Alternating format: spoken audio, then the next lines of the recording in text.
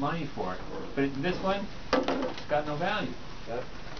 That's human nature. I disagree. Yeah, you do. Yeah, my experience has been, and I've worked, I think, in 37 countries now, and I'd say it breaks down pretty simple. That about 20% of the people who are really, I've heard some of you around the table say, you'll drive across town, you'll do the right thing, you'll take all that stuff out. There's a core, that's in almost every culture, it's a real core. We got another 20%, I've got the God-given right, the world's worst resort, I don't care. Right. And you got the big group in the middle that's open persuasion, if you give them a reasonable opportunity. You're always going to have to manage for the extreme.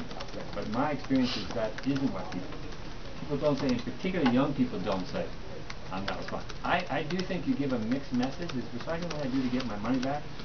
Or is that what people do in a modern society? How we treat waste? That's what I think.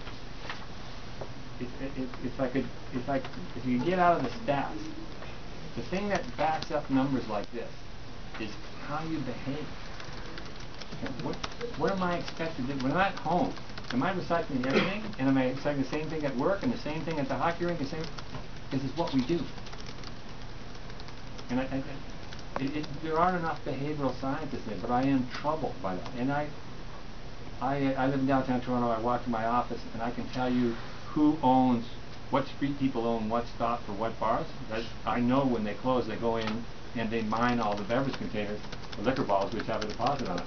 But all that stuff they're leaving out there is litter.